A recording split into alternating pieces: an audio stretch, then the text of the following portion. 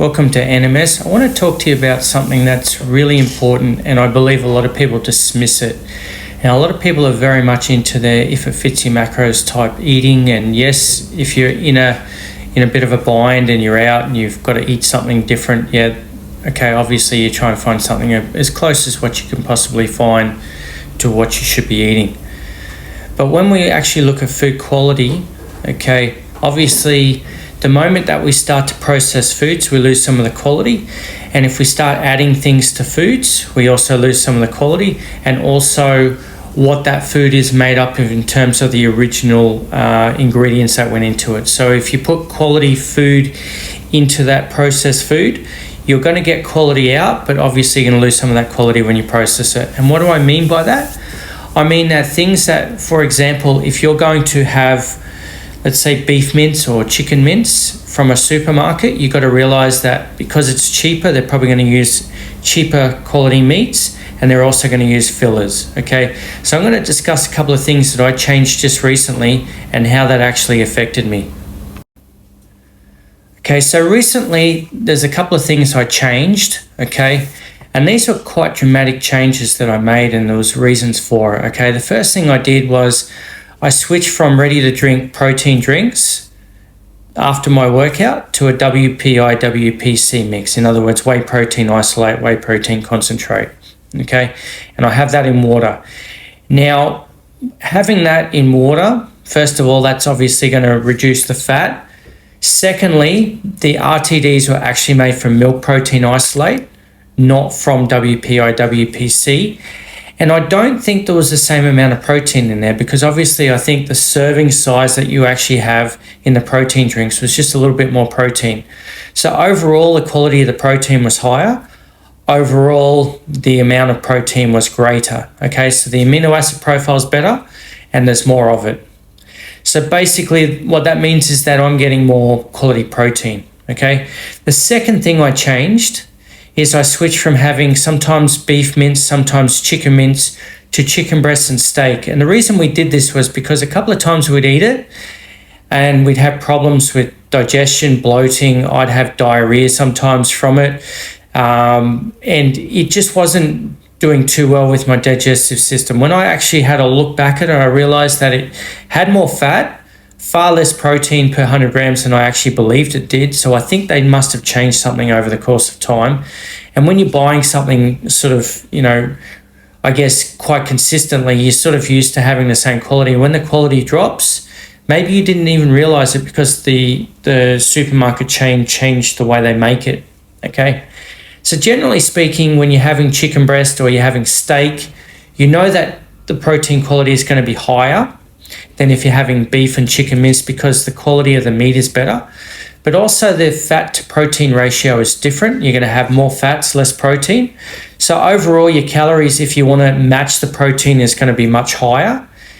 And how did that affect me? Well, I'm going to show you some skin fold results, and these are actually quite baffling for me until I actually look back at my diet. Here we have my most recent skin folds. Now, as you can see here, okay, I've been doing this since the 5th of the 1st, 25. Now, the first skin folds came at 34.5, 42.8 over 10 sites, and 5.4% body fat. Okay, so that was obviously only about a month or so after my last contest. Now, this one here, so we've added a little bit more body fat, so the skin fold's gone up to 36.3, 45.3, 5.7% body fat. Now, over here, we have 41 mil, okay, 51 and 6.4%. Now at this point, I do believe we were actually having quite a bit more mince for some reason. Don't know, it's just probably more convenient. Now, around this point, I actually started having some stomach problems. So I said to my wife, I'm going to actually, I can't have mince anymore. I'm going to have to cut mince out. Okay, so we stopped buying the mince. The other thing that we also did was, okay, for some reason the flavor of the RTDs changed. So my son wasn't enjoying them anymore. He said the flavor's different. I don't know what's wrong with them. I said, all right, let's go back to mixing our protein drinks. So we started doing that. Here we have roughly, okay, basically the next skin fold measurements, which is about nearly 3 weeks later, not quite.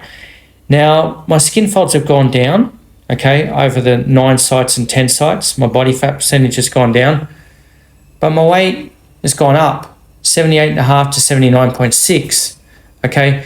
Now, I did this, obviously, this weight over several times, and it's sort of crept up 78.5, 79, 79.4, 79.6.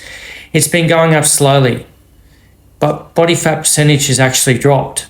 It's about equal with what it was about 6 weeks earlier.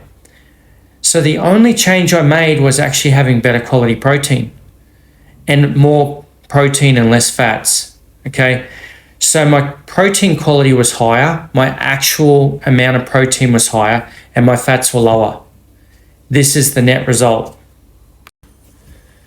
So what can we conclude from all this? Okay, obviously, if it fits your macros or flexible eating or whatever you want to call it, can be beneficial if you go out and you've obviously got to eat meals out with family, or you go to, Christmas functions, or you go to whatever sort of party you've got coming up.